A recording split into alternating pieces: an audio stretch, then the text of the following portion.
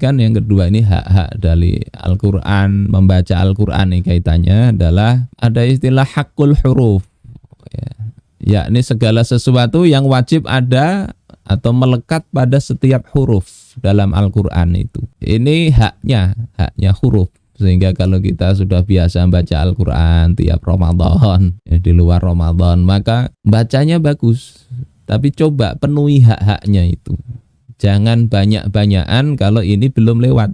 Kalau ini sudah lewat, sudah tercapai ya, bisa memenuhi hak-haknya, maka banyaki membaca. Tapi kalau belum, fokuskan untuk memperbaiki, berikan hak-hak huruf itu. Apa yang melekat itu? Pertama adalah makharijul huruf, keluarnya huruf itu dari mana?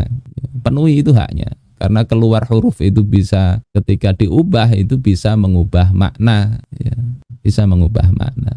Kemudian yang kedua itu adalah sifatul huruf, ya, sifat-sifatnya. Nah, ini dua hal yang perlu diperhatikan. Pelajari sehingga ketika kita membaca Al-Quran itu memang dapat keutamaan yang kita harapkan, ya, yakni membaca satu huruf itu mendapat satu kebaikan kalikan 10, ya, 10 kebaikan. Alif lam mim, kata Nabi itu hitungannya bukan satu huruf, tapi itu adalah 3 huruf, alif, lam, dan mim. Jadi 30 kebaikan. Jadi ponde-ponde pahala itu begitu. Nah, di bulan Ramadan itu ditingkatkan lagi.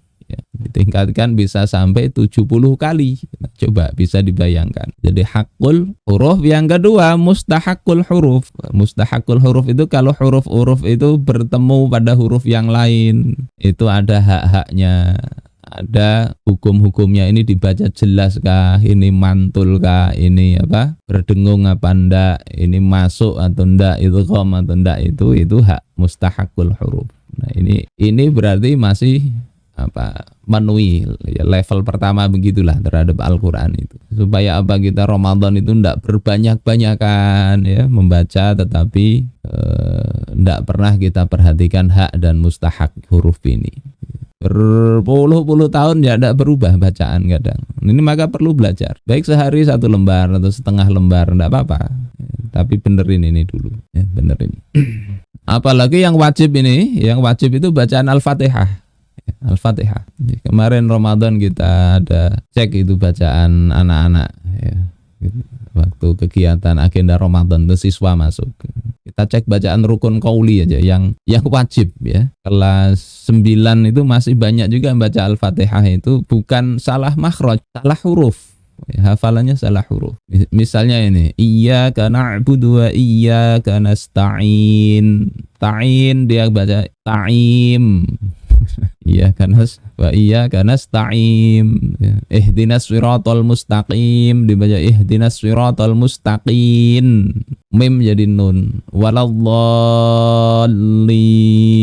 dibaca waladhdallin. Ada beberapa kita temui begitu, kok bisa gitu ya, bisa. Sudah kelas 9 sudah balik itu.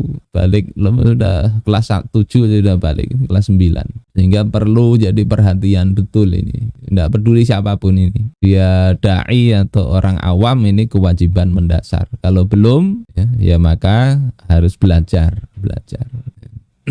Khawatirnya itu tadi banyak-banyakan membaca, bacaannya tidak karu-karuan. Tapi dan tidak mau belajar. Kalau masih mau belajar masih mending lah nanti sambil proses. Tapi kalau tidak ada proses gimana? Insya Allah bisa, insya Allah. Kemudian yang kedua ya, hak Al-Quran ini adalah kita jadikan imam. Dalam hadis misalnya Rasulullah bersabda, Al-Qur'anu syafi'un musyaffa'. Al-Quran itu adalah syafi' ya, pemberi syafaat. Musyaffa' artinya yang dikabulkan syafaatnya. Ya, kalau orang berikan syafaat kepada saudaranya belum tentu diterima. Jadi Al-Quran yang beri syafaat ini dikabulkan, itu syafaat dari Al-Quran itu. Jadi ini kemudian wa mahilun musaddaq. Mahil itu pendebat, maknanya bisa jadi begitu. Yang dibenarkan. Jadi kalau Al-Quran ada orang hafal Al-Quran, orang dia membaca Al-Quran, tapi perbuatannya, perilakunya itu justru menyalahi Al-Quran, Al-Quran kelak akan mendebat dia. Man ja'alahu amamahu qadahu ilal jannah. Siapa yang menjadikan Al-Quran itu di depannya, maknanya apa? Jadikan Al-Quran itu dia sebagai pedoman, dia ikuti. Namanya di depan itu kan begitu. Al-Qur'annya belok kanan dia. Al-Qur'annya begini, dia ikut begitu. Qadahu ilal jannah. Maka Al-Qur'an bisa menuntunnya ke surganya Allah Ta'ala. Wa man ja'alahu khalfahu, dan barang siapa yang menjadikan Al-Qur'an di baliknya, di belakangnya, artinya dia mau sekarep maunya dia. Terus Al-Qur'an jadi sekedar cari-carikan aja. Al-Qur'an di belakang dia.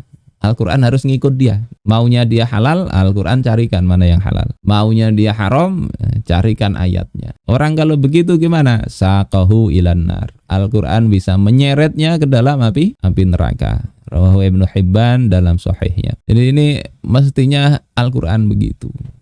Dan untuk bisa mengikuti ini ya memang perlu perangkat. Enggak kemudian kita bawa Al-Qur'an kemana-mana di depan, enggak begitu maksudnya. Perlu perangkat ilmu seperti bagaimana untuk memahami Al-Qur'an, ilmu-ilmu alat dari sisi bahasa, ya, bahasa Arab, ya, kemudian ilmu-ilmu tentang usulul fiqh, ya, termasuk makulat itu ya. Jadi itu perlu juga dipelajari dalam rangka apa? Dalam rangka agar kita ini bisa mengikuti Al-Qur'an itu. Kalau tanpa itu maunya ngikuti justru malah bisa jauh, ya. Maunya ngikuti justru malah bertentangan bisa jadi. Sayyidina Abdullah bin Mas'ud itu mengatakan di dalam Az-Zuhad, ya, laisa hifdzul Qur'an bihifdzil huruf. Menjaga Al-Qur'an itu bukan sekedar dengan menjaga atau menghafalkan huruf-hurufnya. Jadi kalau yang pertama tadi hak-hak huruf itu penting, ya, wajib kita tunaikan. Tidak boleh diganti-ganti yang mengubah makna. Berdosa kalau begitu. Kalau sengaja, kalau masih belajar ya itu pahala belajar. Itu haknya. Tapi bukan itu maksud tujuannya itu. Walakin bi iqamati hududihi. Menjaga Al-Qur'an itu adalah dengan cara menegakkan hukum-hukum Al-Qur'an itu. Coba kita renungkanlah hal ini saja sudah, tidak usah banyak-banyak ya. Kita ini sudah ngaji berapa tahun itu, berapa kali. Berapa yang sudah diterapkan dari hukum-hukum Al-Qur'an itu. Dari Al-Qur'an itu banyak nanti kitab-kitab para ulama menjelaskan hukum-hukumnya. Baik itu berupa di kitab tafsir seperti misalnya Al-Jami' li Ahkamil Qur'an Imam Al-Qurtubi, dan dari Al-Qur'an itu kan muncul itu fikih gitu ya. Dasarnya di situ Al-Qur'an maupun As-Sunnah. Lu kok enggak diterapkan? Gimana coba? Kalau tidak diterapkan kondisinya, secara penerapan kan bisa secara pribadi. Secara pribadi coba sekuat tenaga. Kalau levelnya masyarakat ya diupayakan. Paling tidak ada keinginan untuk itu. Ini haknya mereka, Al-Qur'an itu. Nah, kait